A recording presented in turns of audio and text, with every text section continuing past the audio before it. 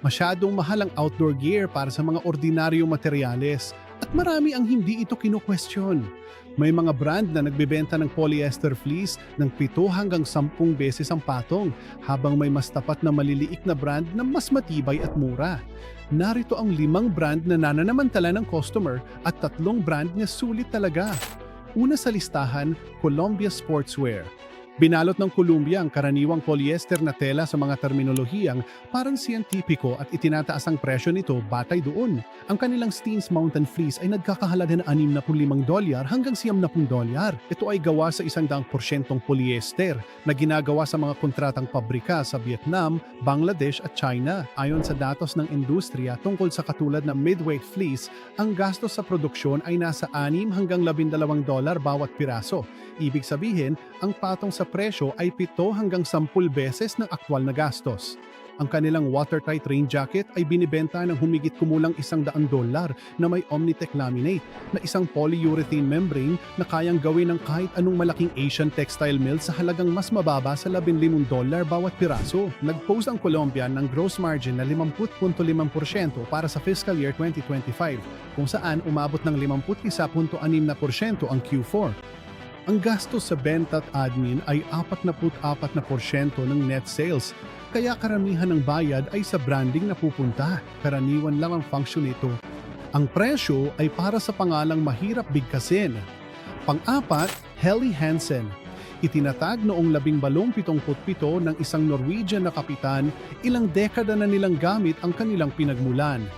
Ang Daybreaker fleece nila ay $65 minus $80 at gawa sa 100% polyester mula sa mga pabrika sa China, Vietnam at Bangladesh sa halagang $6 minus $10 bawat isa.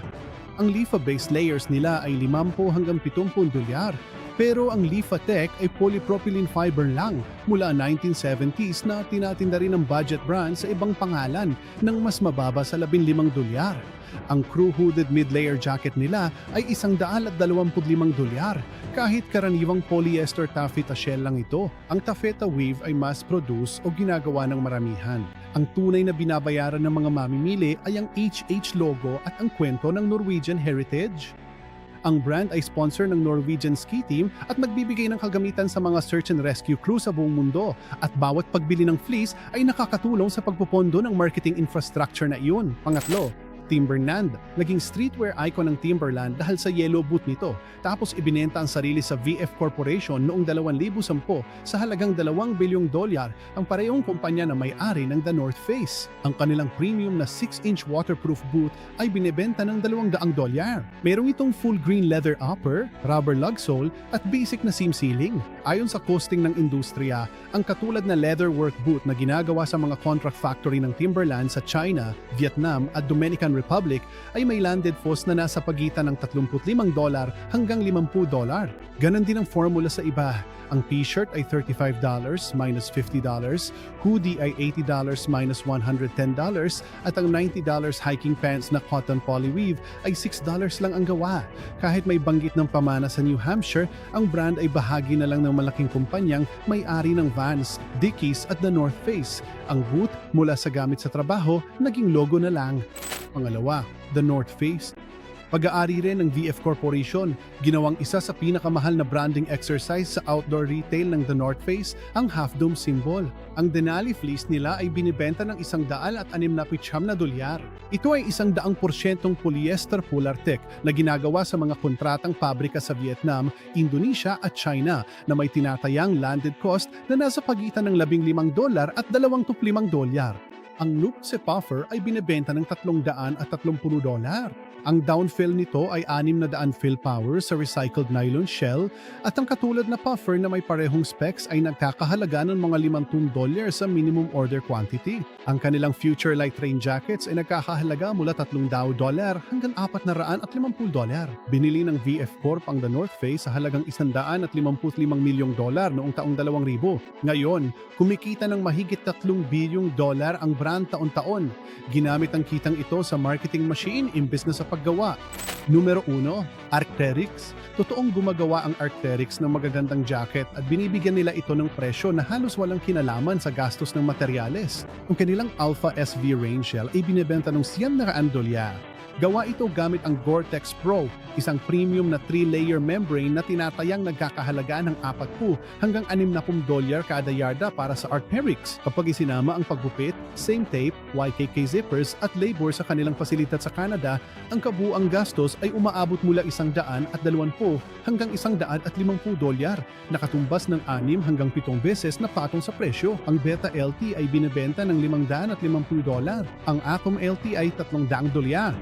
Ang Valence Urban line nila ay mahigit $1,400 ang presyo. Mula nang bilhin ng Anta Sports, isang kumpanyang Chino, ang shares nito via Amer Sports noong 2019, tumaas ang presyo ng brand dahil sa viral na kasikatan nito. Mahusay ang jacket na ito. Ang presyo ay dahil sa kalidad at hype. Ito ang 3 sulit na brands. Pangatlo, Fjällräven.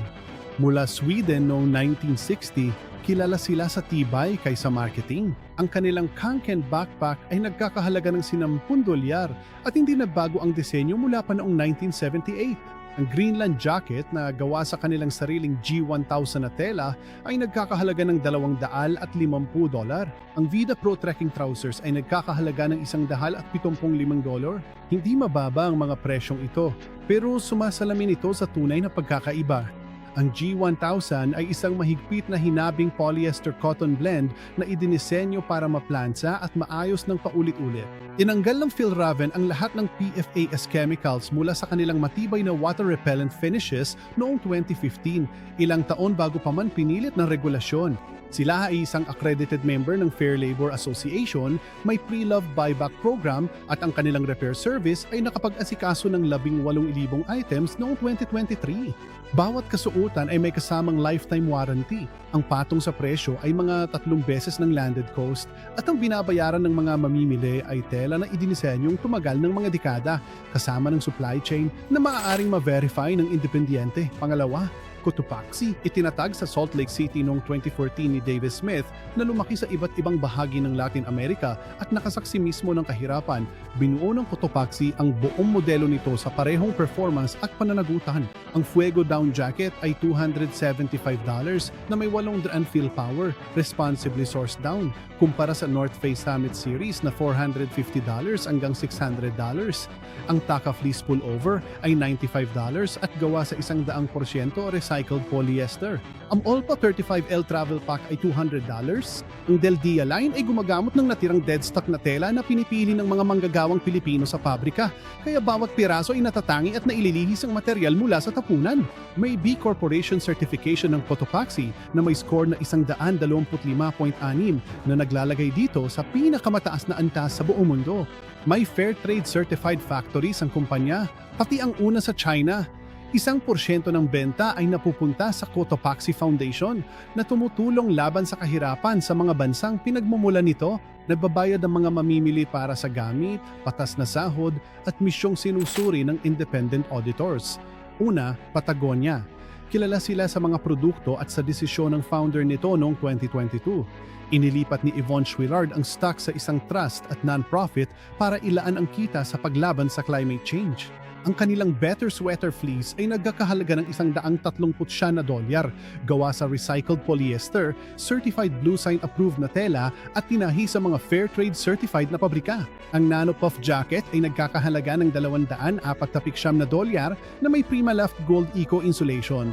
May B Corporation certification ng Patagonia na may score na 166, higit 3 beses kaysa sa karaniwang negosyo. Saklaw ng kanilang Ironclad Guarantee ang bawat produkto habang buhay. Ang Wornwear program nila ay nagre-resell ng repaired gear para makatipid sa katagalan. Mula 1985, 1% ng benta ay napupunta sa environmental groups. Kasama sa presyo ang dekalidad na gawa, repair services at misyong protektado laban sa anumang pagbabago sa pamunuan.